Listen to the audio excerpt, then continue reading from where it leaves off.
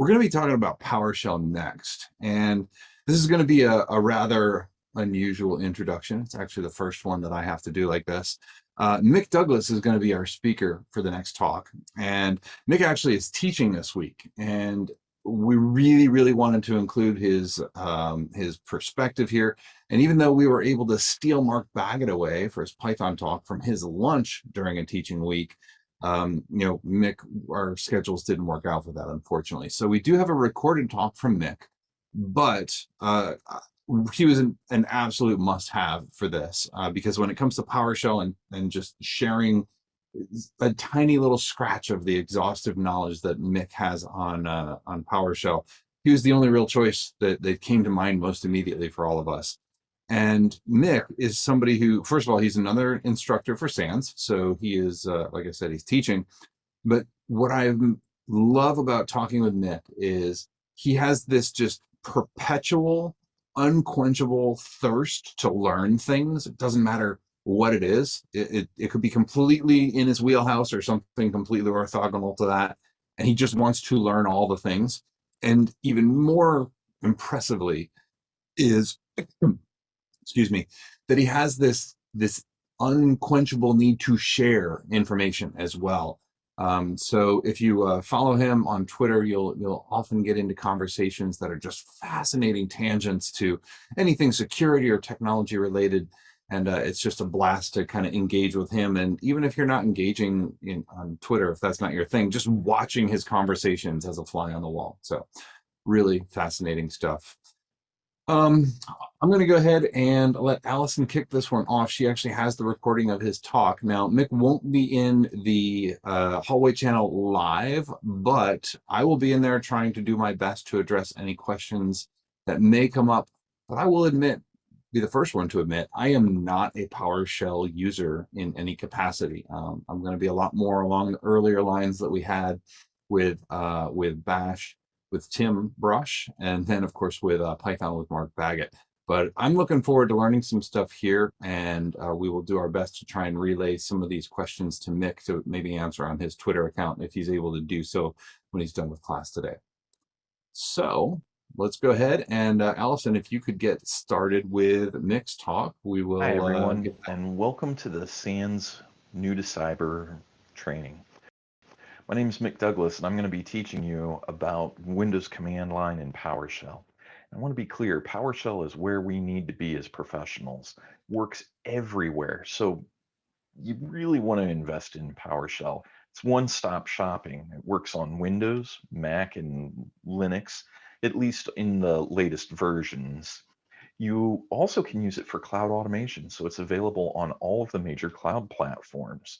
So if you're new to cyber and you're looking to start making a name for yourself and learning skills that are applicable in a lot of areas, PowerShell is a great utility.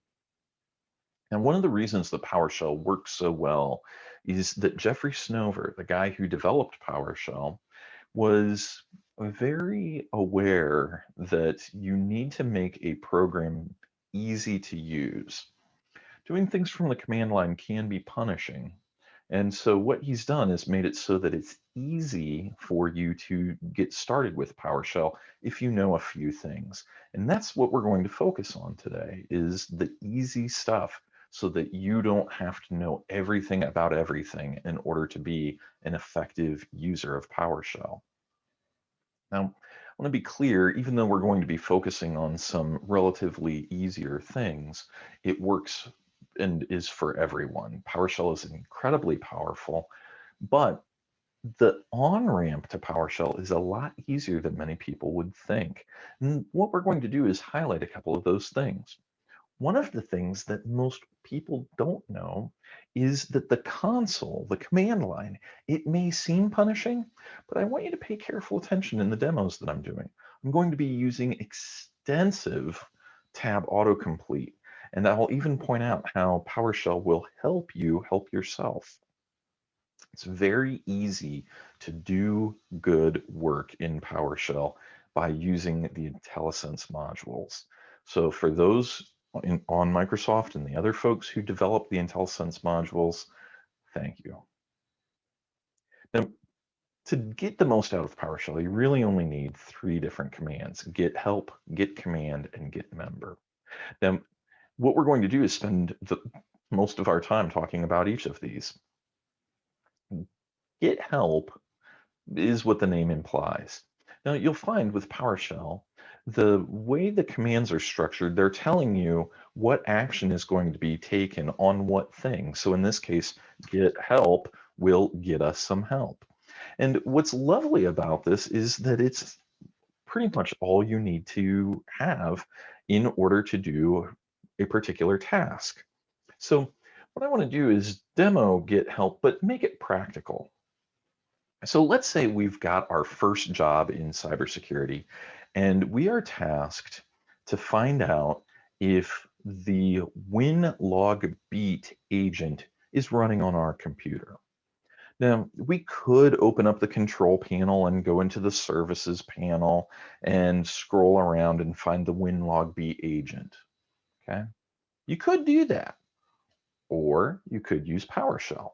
Now, let's say you've never used PowerShell before. I want to show you how easy it is to get started with PowerShell. All right, so here I've got my PowerShell prompt. And so I'm going to do git-help like that. And the ask was, is the winlogbeat service running? So what I'm going to do is just type in service. Okay, now it takes a moment and it scans all the available commands and gives us one that has the word service in it somehow. Now, the winlogbeat agent has nothing to do with firewalls. So that's, that's not exactly a false finding, but it's not one that we care about. But this git service, now that might be more interesting. New service, I don't think we're going to be installing or creating services. That doesn't sound right. Maybe restart service and resume and start. Like these might be things that I would do based off of what I learned. So let's learn about this git service. So what I do is I type git-help, git-service, and I'm going to hit tab to just autocomplete that. I'm an incredibly lazy typist. I'm also a bad speller. So git help, git service. And here we see a bunch of information. Just kind of scroll right by the screen real fast.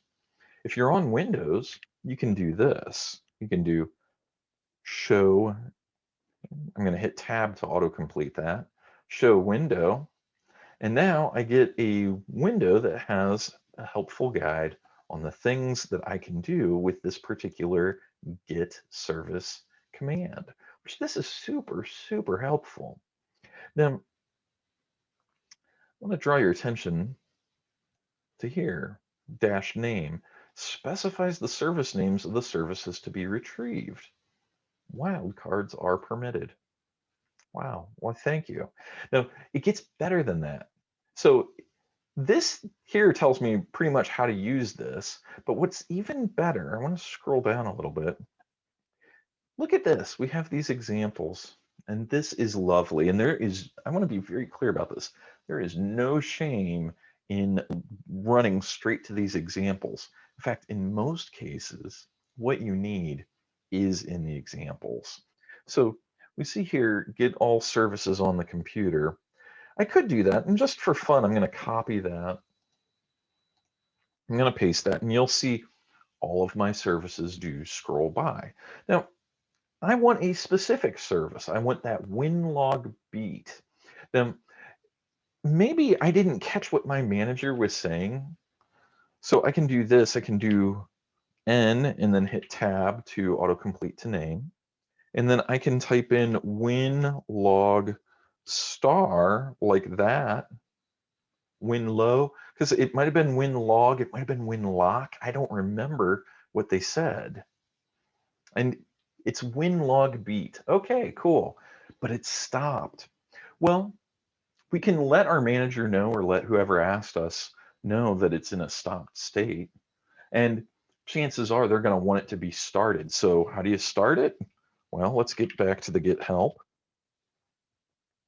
and do service again, like that. And we'll see that there's one called start service. Do you think it might be as easy as start dash service winlog beat, like that? And the answer is, now I'm going to run this same command to see if it's started now. And the answer is, it is that easy. So PowerShell tries to make things really easy for us. And I hope that you now realize that most people who use PowerShell do not memorize the commands. I'm going to repeat that. We don't memorize the commands, and we certainly don't memorize the command line arguments or the options that we use. That's too much effort. So take advantage of the inline help that PowerShell gives you. Take advantage of the IntelliSense. Now, there is one thing that I want to point out about PowerShell that's a little confusing, and that is that the commands available to you will differ from time to time. Part of that has to do with the versions of PowerShell. Some systems are running older versions of PowerShell that don't have all the commands that you may expect. Other systems are configured differently, and they will have additional software that you won't have, or maybe will be lacking software that you're not expecting. This command will seem daunting, but it was one of the coolest things. I've never seen a computer language do this as elegantly as PowerShell does. Git dash command, again, hitting tab to autocomplete. And when I hit that, all of a sudden it gives me every single command that I need or would ever want. This is literally telling me, here's all the instructions I will take. Now, this will take a few moments to complete. I would encourage you, if you want to take PowerShell seriously, it's not a bad idea to print this out and just scroll through and go, oh, that's an interesting command. Just peruse that. Treat it a bit like a buffet. You can also use it a bit like that element that I did with the Git help, where I was trying to select which commands had something to do with service. You could do the same by taking advantage of the pipe. So we're already in this demo section here. I wanted to show you the Git command, but I also want to show you how to use the pipe.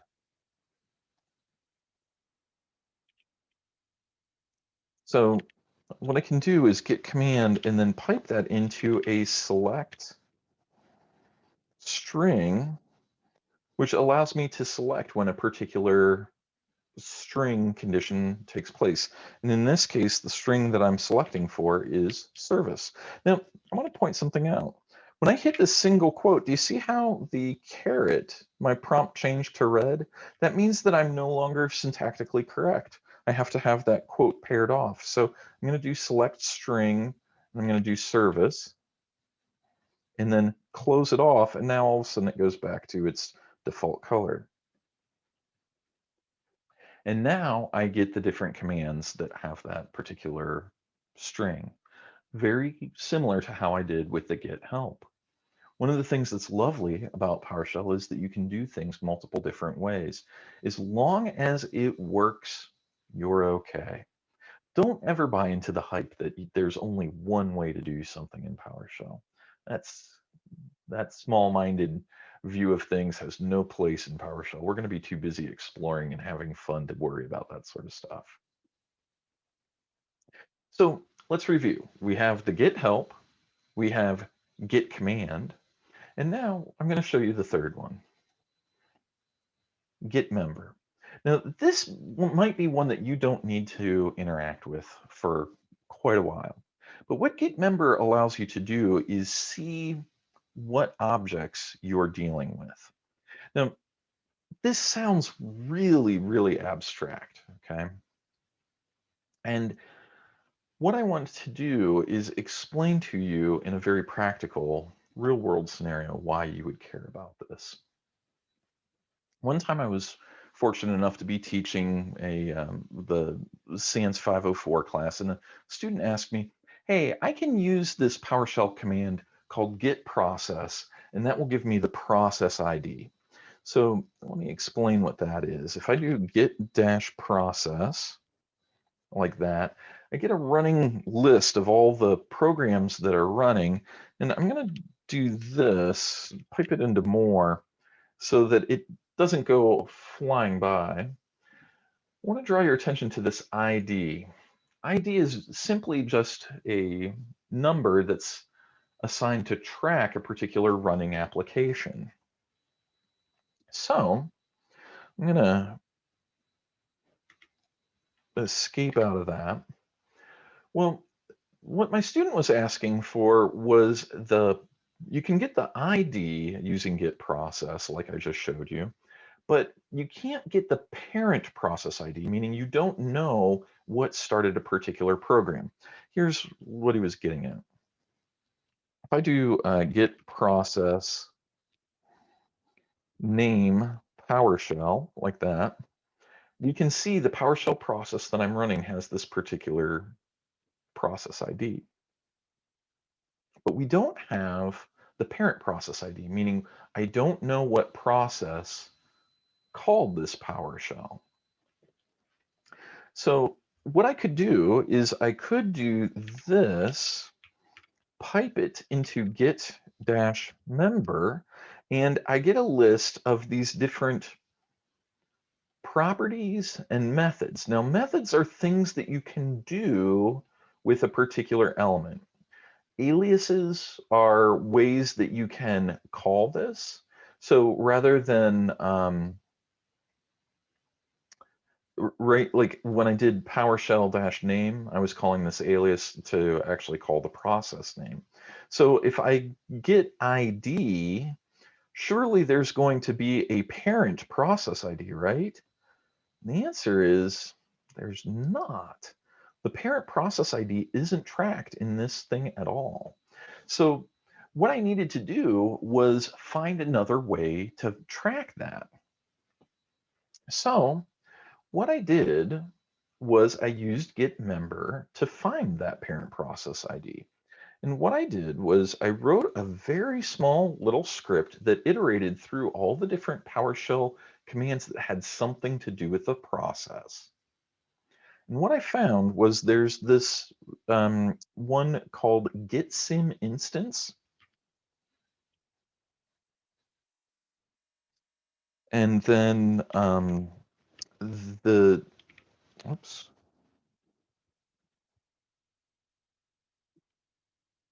the class name that I need to call is win32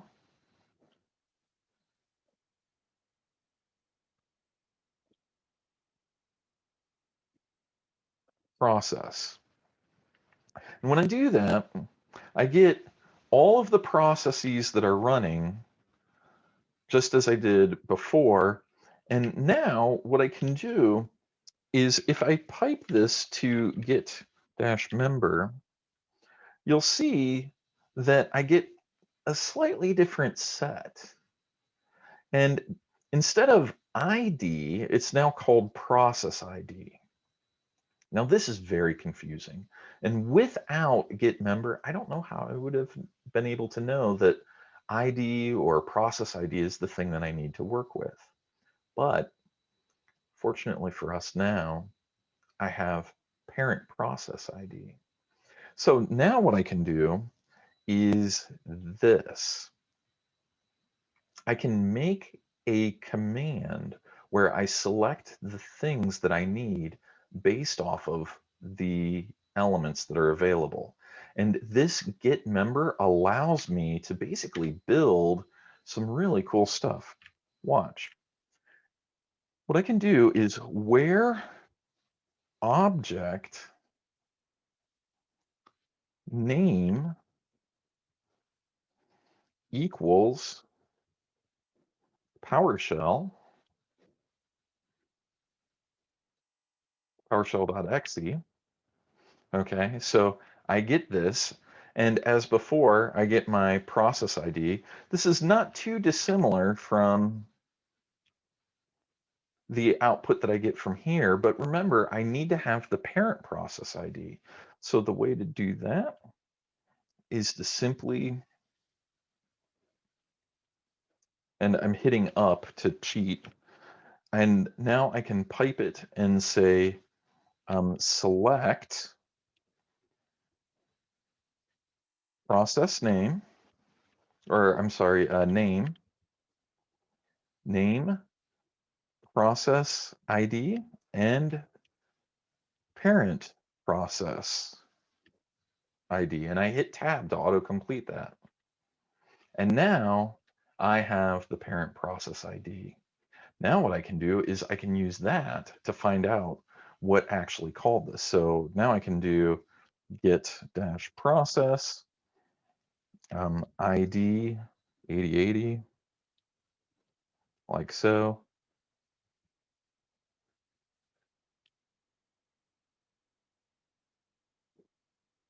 I had a typo, easy fix. And now I can see explore, which means that I called it from the GUI.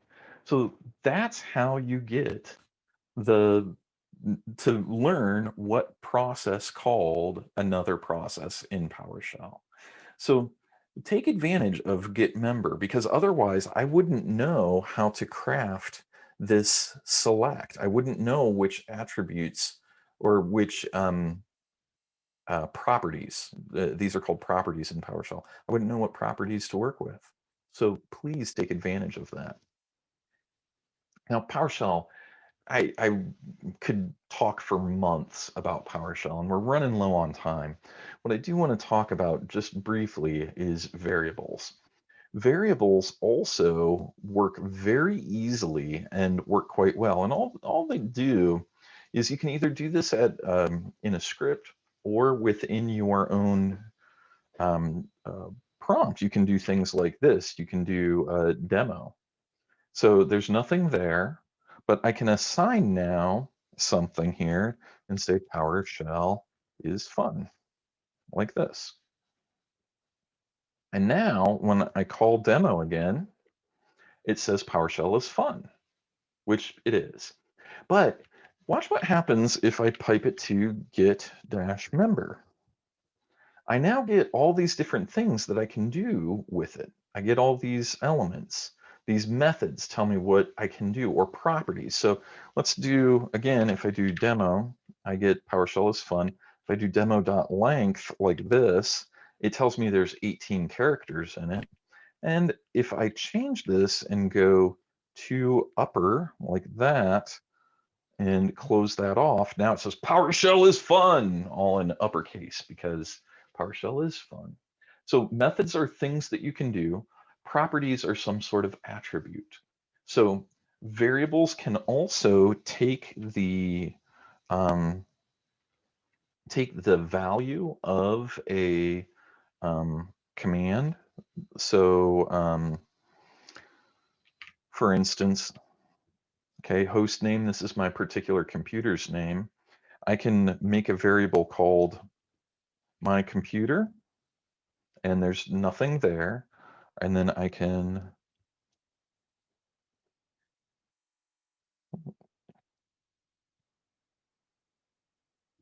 like that. And now when I call my computer, I now have that there. The host name variable was placed into it. So it ran that command and put the result into that variable for me. So that's the sort of stuff that you can use with PowerShell. It's amazing. It's really, really good stuff. So I hope in this very short time that I've got you at least thinking that PowerShell is for you, because frankly it is. PowerShell is wonderful. It's glorious. So I hope that you come and join us in cybersecurity. We desperately need cybersecurity professionals. And if you want to join us on PowerShell, that'd be great, because frankly, we need a lot of PowerShell folks too. So please, please do join in on the fun. I know that there's ample opportunities in both development of PowerShell and tuning of scripts, and also in running PowerShell. So just wanted to say, here's some information about me. I do have some contact info. So please do reach out. You'll see me on Twitter quite a bit at Better Safety Net. Give me a follow. I put all kinds of tips and tricks on how to do things in PowerShell, among other things. So I just wanted to say, please reach out. PowerShell can be fun and rewarding, and it should be. It's an accelerator. You can have an amazing career, and frankly, you deserve it. So wanted to say thank you to my wife, also Dr. Belisari and Dr. Clem. They're the reason that I'm wearing this sling right now, getting some shoulder work done, uh, or had shoulder work done. Now I'm getting ready to do PT. So thanks everyone. And Sans, this is awesome. I'm really appreciative that you put this conference on and did it for free. That's awesome. And all of you who attended, awesome. The fact that you have the curiosity and the drive to check this sort of stuff out shows that the future of cybersecurity is in great hands. Go out and get it. It's an amazing field, one that has made my life so much more rewarding. And frankly, I can't wait for you to become a peer of mine. Let's go jam and have a lot of fun together. Reach out to me. All right. Thanks so much. Have a great day, everyone. See ya.